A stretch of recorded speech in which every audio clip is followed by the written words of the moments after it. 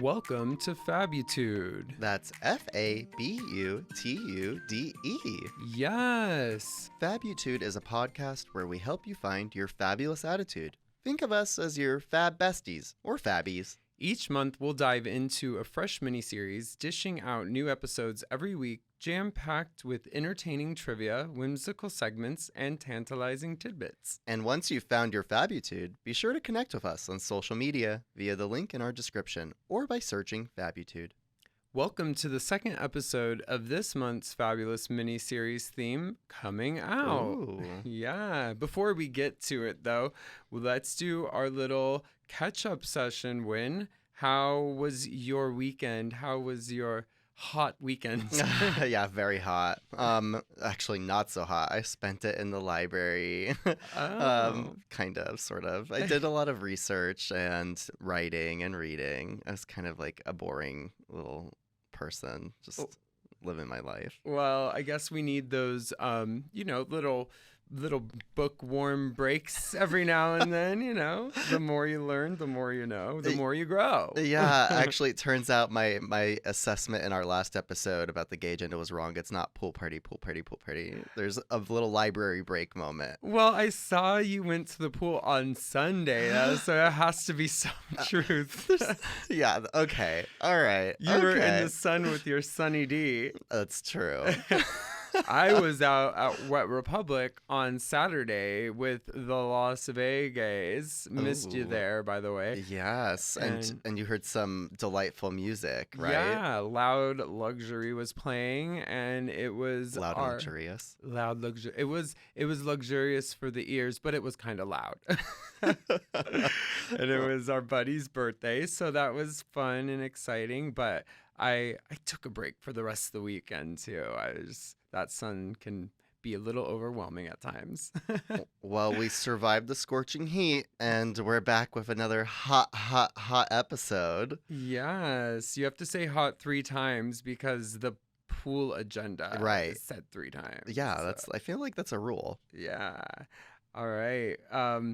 Well, it was for Beetlejuice, so. Oh my God, we're about to summon a demon. Or a pool party. I don't know. Find out. Yeah, stay tuned. All right. So with all that, let's get the show on a roll. Yeah. On the road. I don't know what was going on there with my throat. Anyways, let's kick it off with the word of the week. What is the word for this week? Yeah, so our word of the week is outed.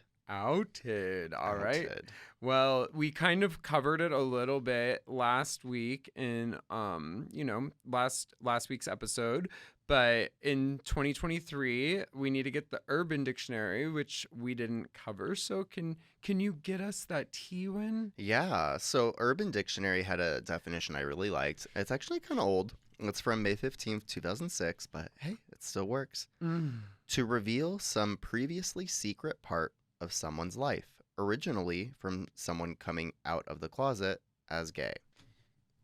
The example sentence that they provided, Joe was outed as an alcoholic when his boss saw him leaving an AA meeting. Poor Joe. Now everybody's gonna know.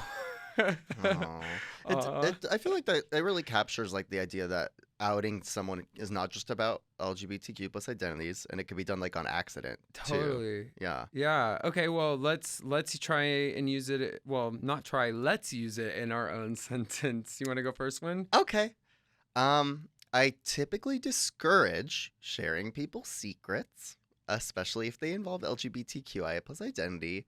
But I do think there's a special exception for politicians who get outed after voting for anti-LGBTQI plus legislation for secretly being members of their own community. We're going to dive into that in a little bit. Yeah, let's hear yours. Okay. I saw Jameson walk out of the bathhouse outing him as a homosexual.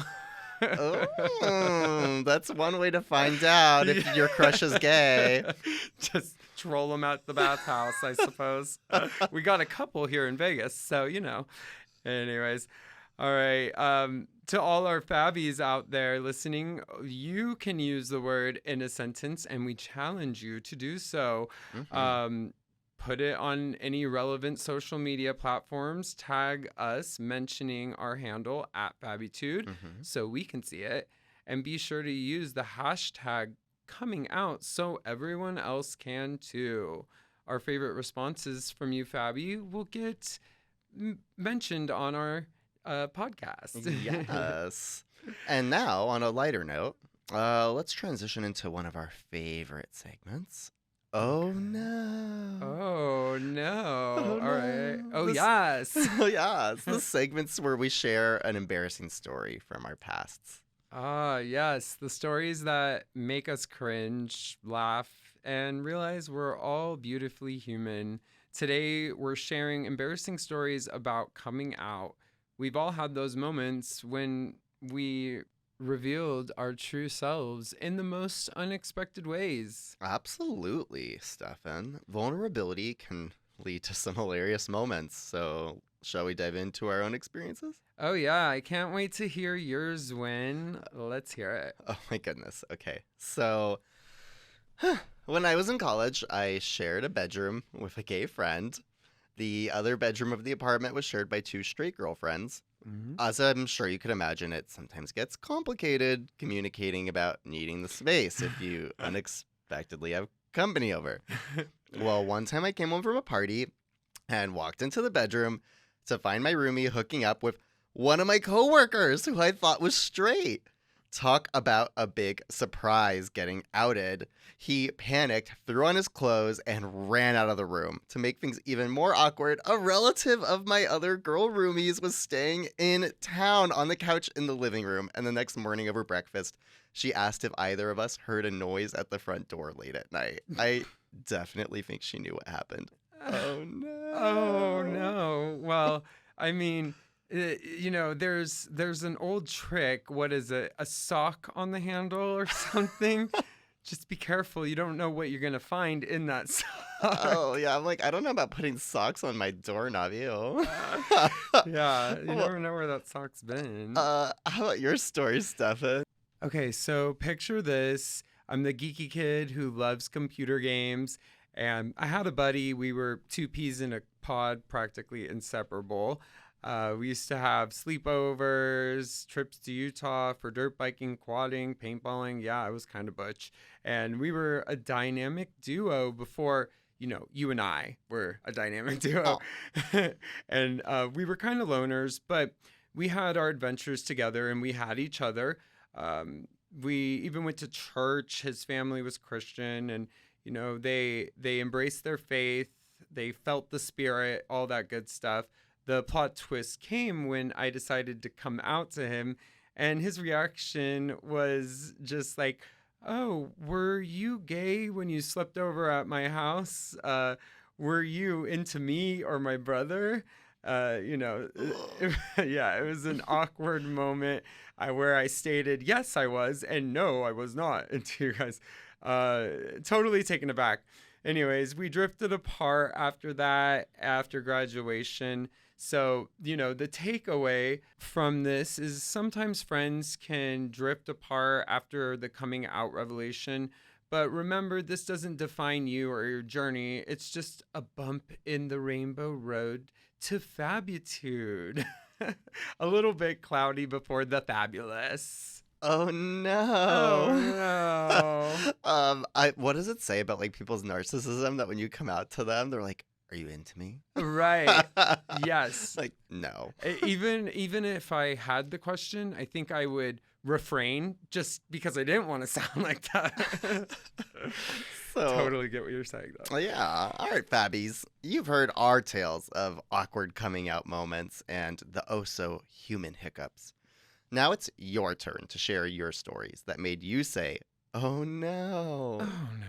We want to hear about your wild, funny, embarrassing, and even heartwarming experiences. Did you blurt out your truth at the most inopportune time? Was there an unexpected reaction that just left you speechless? Or maybe there was a hilarious mix-up. We're all ears. Yes, head over to the social medias and spill the teas. Remember to tag us at Fabitude and use the hashtag coming out, or you can email us at theshow@ fabitude.com. We can't wait to hear your stories, cringe with you, laugh with you, and most importantly, celebrate our collective journeys towards authenticity. So, what are you waiting for? Put your fingers to that keyboard and let's make this a fabulous story sharing fest. Yes. Now it's time to transition into our next segment. This is like the best part about episode 2, advanced talk, because nobody wants to be basic. This is where we delve into deeper discussions, challenge conventional thinking, and navigate through thought-provoking ideas. So everyone brace for a more nuanced conversation, but let's remember, advanced doesn't necessarily mean complicated. Let's hit it off with an icebreaker of sorts. Can you guess, or rather tell us, the number of out individuals in the United States? Just to give us some perspective. Yeah, so based on the most recent Gallup poll in 2022, these are the numbers to know. 7.2% of adults in the U.S. identify as LGBT. Okay, interesting. Now let's bring it a little closer to home. What's the score here in Nevada? Yeah, so going back to a report from 2019 by the Williams Institute, Nevada actually had the second largest per capita LGBT adult population of all the states at 5.5%. Now, if only that would increase my dating pool. Wait, with that number, our gay scene should be busting at the seams. Are they hiding somewhere? I hope they're not hiding from us. Well, time for a refresher win. Could you remind us what per capita means again? Because, they're hiding somewhere. Yeah. So per capita is a Latin term meaning by head. Essentially, it means we're examining the average sizes of populations. Oh, okay. So all these fun little puns today. I am excited. So Nevada isn't brimming with the second largest number of LGBT people in the country. It just has a significant portion compared to its total population. Speaking of which, who bags the title for the largest per capita? Well, the crown goes to the nation's capital, Washington, D.C. They've got almost double the amount of LGBT people per capita at 9.8%. But technically, they're not a state. Womp, womp, a district. So the real winner would actually be Oregon, just 0.1 ahead, 5.6% per capita. The capital leading the per capita race. Talk about ironic. Have you ever thought of heading to DC? Maybe increase our chances in the dating scene? No way. I once lived in DC, and trust me, the dating scene there is a nightmare. Half of the LGBT are skewing the numbers since they're closeted Republicans out there in the Capitol. But hey, I do love a good challenge. Now, what about the state with the absolute largest LGBT population? Ooh, largest. Okay, well, for all you size queens out there, the undisputed, going by the raw data. Oh. I'm just kidding. This is actually processed data. It's California. You just wanted to say raw. Yeah. California. Okay. The LGBT capital houses 1,615,000 LGBT adults as of the 2020 numbers. Got it. Yeah. Trailing at a distant second was Texas with 858,000 LGBT adults, according to the Williams Institute. Sneaky win using the raw data to debunk the everything is bigger in Texas theory. The Texas size queens won't be thrilled. Speaking of raw data, which state holds the record for the smallest LGBT population? Yeah, well, not that anybody's measuring. Just kidding, we all are. In 2020, North Dakota held that dubious honor with only 16,000 LGBT adults, while South Dakota had slightly more at 20,000. A classic case of North and South Dakota vying for the bottom spot, huh? Now that we've pinpointed the alphabet mafia's headquarters, let's turn our attention to the club's membership. Who got the most members? That's a great question. So, according to that most recent 2022 data, the majority of LGBT adults identify as the bisexual. Okay. Precisely 58.2% of them. Wow, so they've got the best of both worlds, eh? So it is noteworthy that bisexual women outnumber bisexual men by a ratio of 3-1. That's interesting. Any theories as to why there are more bisexual women than men? Does comfort in coming out play a role? Yeah, so I do conduct LGBTQI plus research. Disclaimer, I'm like not the ultimate authority. I'm not the queen of the community. But there are several theories. Some suggest that it's social and cultural norms in the US that are making it easier for women to explore their sexuality. I mean, like, if you think about it, toxic masculinity discourages men from expressing their feelings and vulnerability, right? So that could be a factor getting in the way. Also, self reporting issues might arise. So men might feel less open to responding, verbally or in a written survey that they are bisexual than women, right? So there may be that discomfort. And then lastly, there's some biological theories that suggest women might be more responsive to a range of sexual stimuli than men. So that promotes exploration, like. Got it. Okay, so that's insightful information. But here's a paradox. If bisexuals are the majority, why aren't they as visible as the gay or lesbian community? I'm familiar with the concept of bi erasure, where bisexuals often get ignored, ridiculed, or invalidated, often being portrayed as going through a phase or having an invalid identity. Does that have something to do with this? Yeah, indeed. So it's really particularly disheartening because this treatment, right, the bi erasure, it's not only coming from straight and cisgender people, but also from their own gay and lesbian communities. In fact, a 2019 Pew Research survey found that bisexuals are significantly less likely to come out than gay or lesbian people. One major reason why bisexual people do this is because they're less likely to consider their sexual orientation as a central part of their identity. Got it. So it's just like it doesn't, it's not as defining to them. The 2021 Gallup survey sheds some further light on this. Apparently, 32% of bisexual adults have a partner of different sex. So when that happens, right, they have passing privilege because on the surface they may look like a straight couple. So they might not always feel the need or desire to come out and risk prejudice. Well, despite these factors, isn't it true that bisexual group is the fastest growing within the community? Yeah, absolutely. So 2/3 of LGBT individuals in Gen Z identify as bisexual, while it was less than half in adults.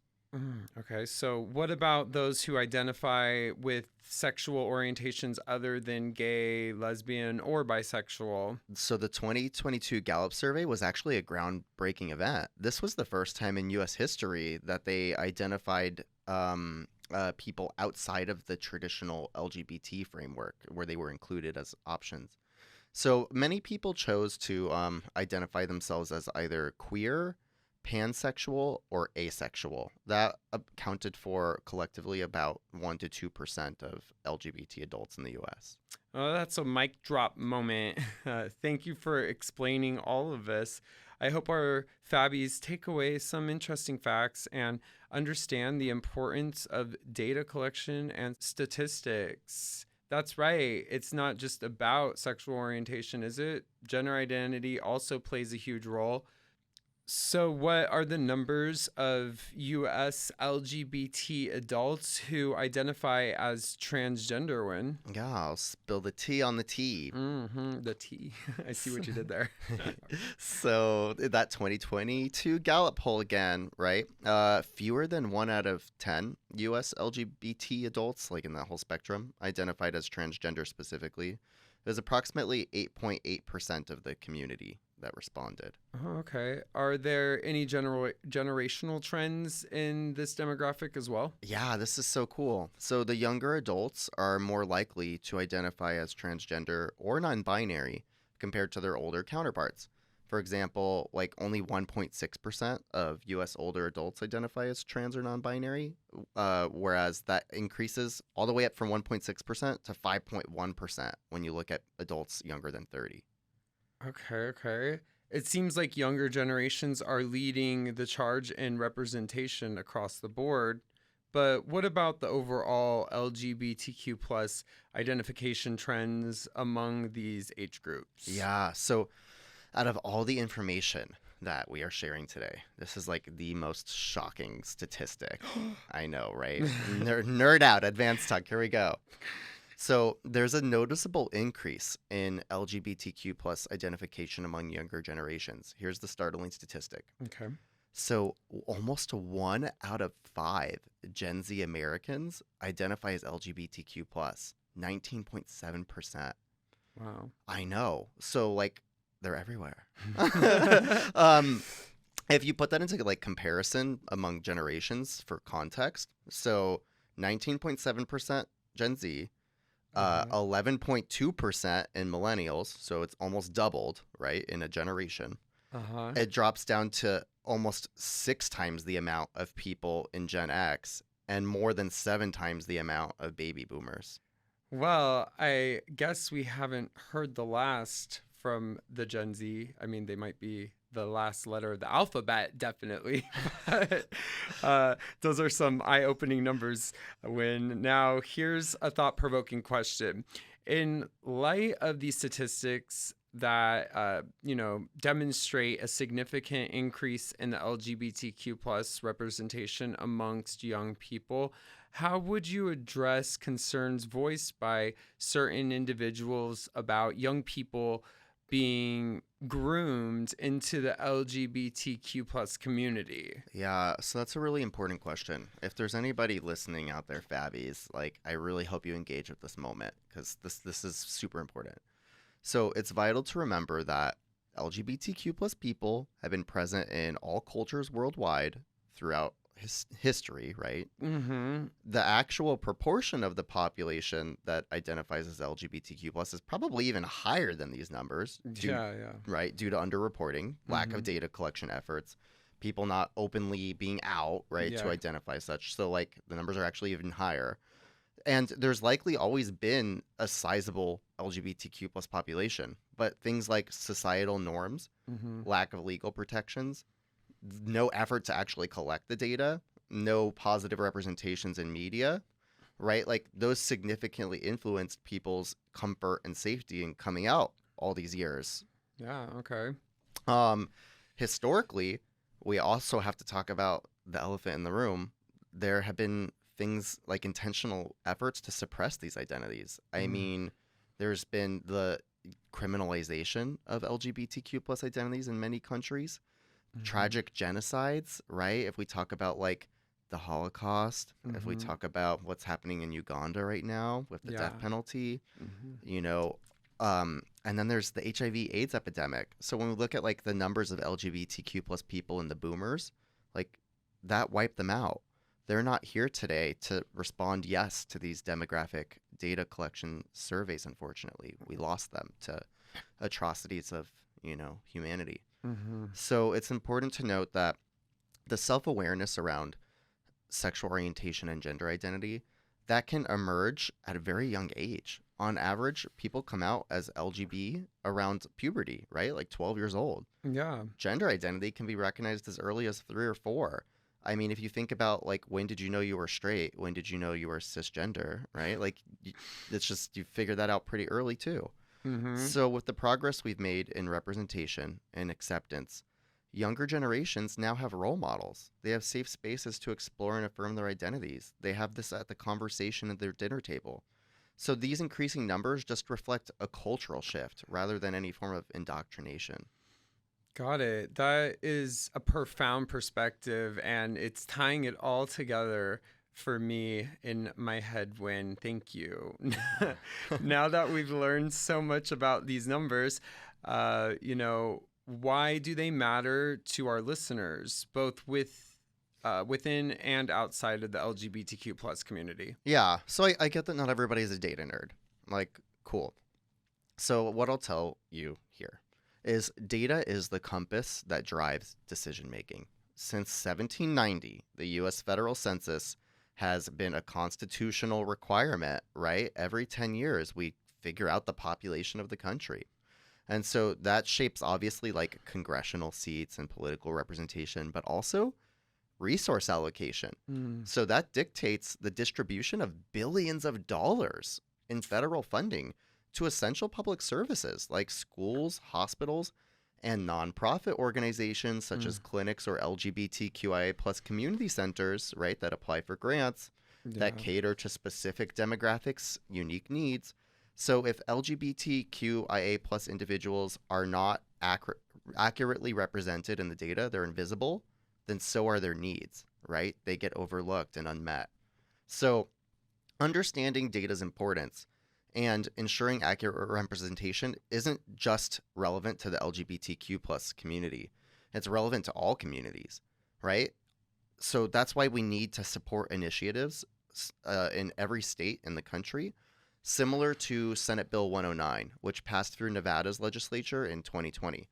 What that did was it mandated any governmental agency that was collecting demographic data about race and ethnicity to also do that for sexual orientation and gender identity. Of course, confidentiality must always be a priority. Yes. Well, I've learned a lot today in this advanced talk. Let's remember our identities are not just labels, they're powerful tools that shape our world. So let's wield them with pride and work towards a more inclusive, accepting society. Let's keep our rainbow flags flying high. This has been part 2 of the Coming Out mini-series. We explored LGBTQIA plus demographic data, some shocking statistics, and even shared our own exciting or embarrassing coming out stories. In our next episode, we'll have a super duper special segment called Dear Fabby, which is our own fabulous version of the famous anonymous advice column called Dear Abby. If you have any questions or for some reason want to ask us for advice, please direct message us on any social media platform with the handle @FabuTude, or just go to our fabutude.com website linked in the description and provide a comment. Yes, of course, you can email us at the show @fabutude.com as well. And we will be reviewing your questions and giving probably controversial attempts at advice in the Dear Fabby segment in next week. Yes, and if you were interested in learning more, I know so much, but if you want to learn even more about any of the information shared during today's podcast, we always bring you the receipts, so check out the links provided in the description to see all of our sources. Yes, and don't forget to tune in next week for part 3 of the Coming Out mini-series. Also, don't forget to follow us, subscribe, like, share, engage, and most importantly, Stay fabulous.